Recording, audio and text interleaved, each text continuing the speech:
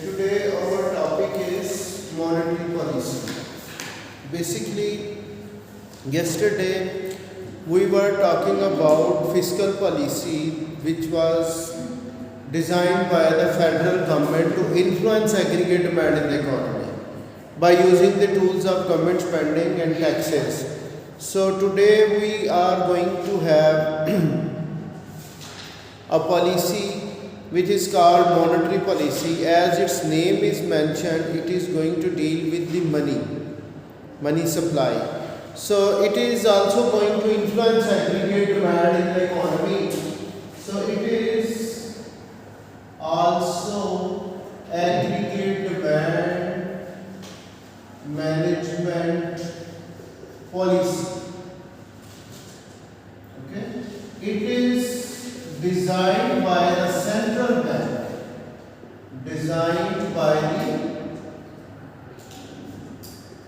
central bank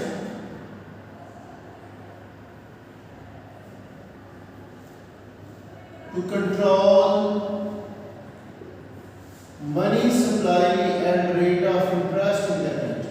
Money supply and the rate of interest in the country.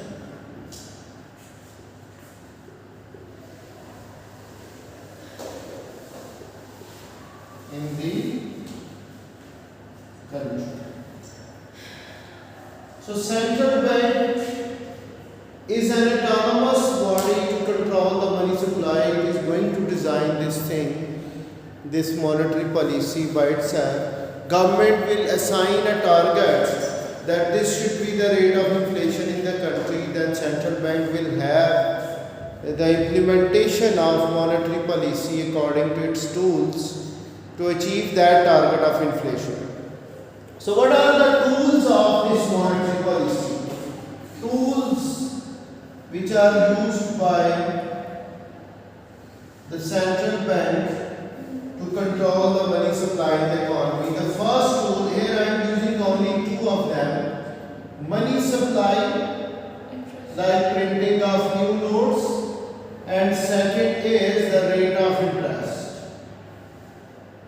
Rate of interest. Okay. These two tools I am going to use over here in order to explain you how monetary policy is used to control the money supply in the economy. So there are two types of monetary policy. Types of monetary policy. One is called reflationary monetary policy, or it is called expansionary monetary policy. Expansionary monetary policy. Second is called deflationary monetary policy or contractionary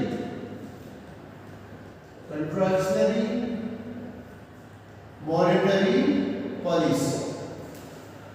So these are the two types of monetary policies which will be adopted by the central bank in order to achieve the targets.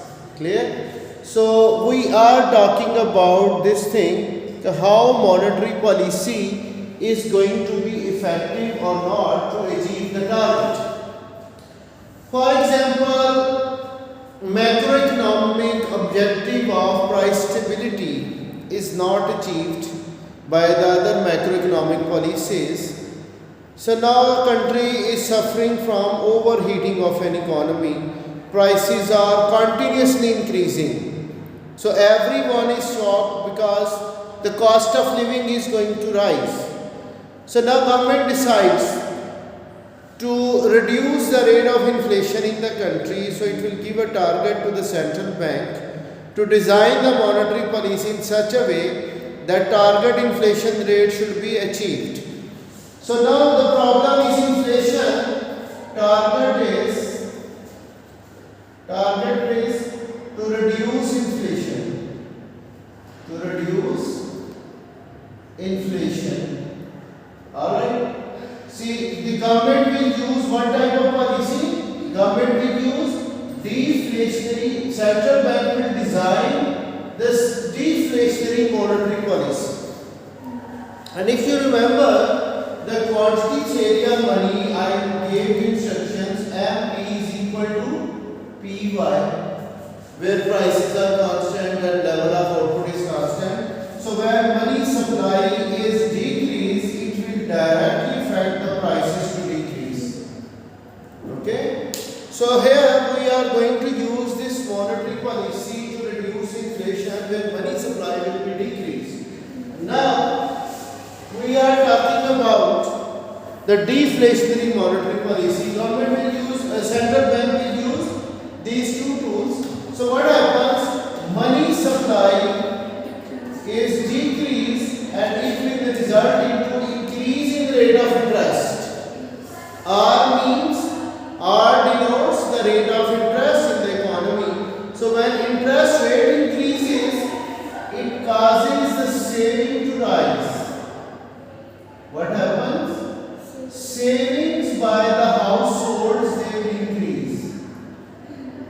Savings by the households, they will increase. Or borrowing will decrease. Previously the households were borrowing money in order to buy the household items. So now borrowing has gone down both by the household and the investors. So investment will also decrease during the present time. So when all these things are happening, aggregate demand declines and general price level will also decrease. But it will have a policy conflict that whenever aggregate demand falls, unemployment will be the result and national income will also fall. Okay? So by using these tools of money supply and rate of interest, central bank will be able to achieve the target inflation rate, that prices will go down. Okay? Now I am going to draw over here the diagrams. Here I am taking money and here it is the rate of interest. This is the money supply and this is the money demand. In A2 we will study this as a liquidity preference. Okay, it is coming in the diagram. Okay. Now see what is happening. We have presently, this is the rate of interest R1. At present money supply, we have this equilibrium. When money supply is decreased by the central bank, what happens? Rate of interest will increase.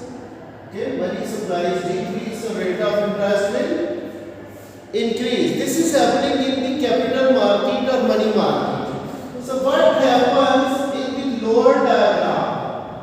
Here I am taking what?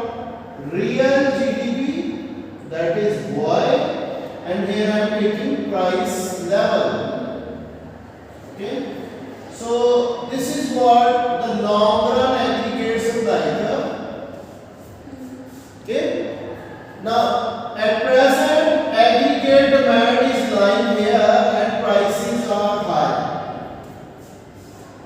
Okay, at present this is the aggregate demand. When rate of interest increases, aggregate demand goes down and price level has been also decreased. But you can easily see it is causing the level of GDP to decrease as well. Okay? If further tight monetary policy is adopted, aggregate demand will further decrease and it will result into more unemployment. Clear or not? So we find this thing by using the deflationary or contractionary monetary policy, although it is able to achieve the reduction in rate of inflation in the country, but there can be increase in unemployment and fall in national income in the country. Clear? So as I said, central bank has adopted a policy to reduce money supply. Do you think, now I'm going to have a critics on this policy, do you think it is easy to change the money supply where commercial banks are keeping on lending? Okay, so it is not easy for a central bank to quickly change the money supply in the country to achieve this target. Okay, at the same time, when rate of interest is changed, it will take 18 months to have its impact in the economy. Okay, so it is slow going policy right now. If we use the interest rate and money supply to be changed to achieve our targets, it may take 18 months, 16 months to achieve the target until unless other factors are not going to change.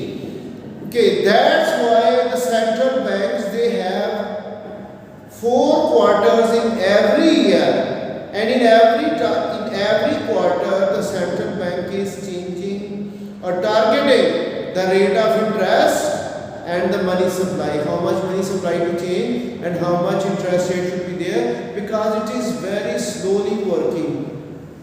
Clear? So this is how monetary policy is having the effectiveness. And policy conflict is what?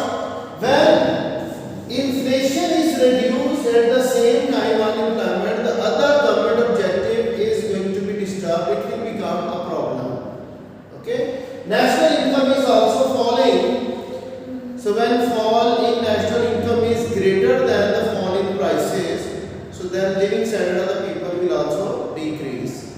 So what happens if economy is having the external problem? Like imports are very high, people are spending more on the imported goods because of domestic inflation.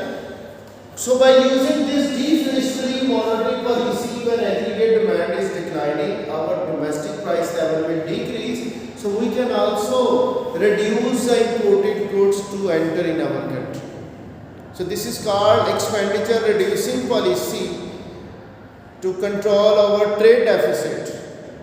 Okay, so when our domestic price level falls, our exports will become competitive in international markets. So when they become competitive, what happens at that time? Okay, exports volume can also increase. So another policy conflict is that when rate of interest is increasing in the country, it will have more financial capital inflow in our balance of payment. More foreigners will be attracted to save in our banks because we are paying very attractive interest rate on their savings as compared to their own countries. And when more financial capital inflows are taking place in our commercial banks saving accounts, in the foreign currency saving accounts, our exchange rate will appreciate. When our currency is more demanded in international market, so our exchange rate will appreciate, and due to appreciation of exchange rate, what happens? People will again switch over to imported goods, because in local currency imports will become low price and there will be decline in our exports because other currencies are becoming depreciated. Clear? So these are the effects, after effects of any policy which is designed by the either by the federal government or by the central bank to see what happens in the economy as a result of these policies. But still keep it in mind, one policy, neither fiscal nor monetary, is able to achieve all of the macroeconomic objectives of the country. One policy is used for achievement of one goal. Okay, so government uses reflationary fiscal policy to combat unemployment and deflationary monetary policy to reduce inflation to a target level. So we say there is going to be policy mix adopted by the government in order to achieve their targets or macroeconomic objectives. So when these targets are not achieved, then these macroeconomic problems will make the sitting government unpopular among the people of the country, and they may not be able to win the upcoming political elections. And the country is also facing a economic turmoil and political turmoil. So that's all about our monetary policy for today.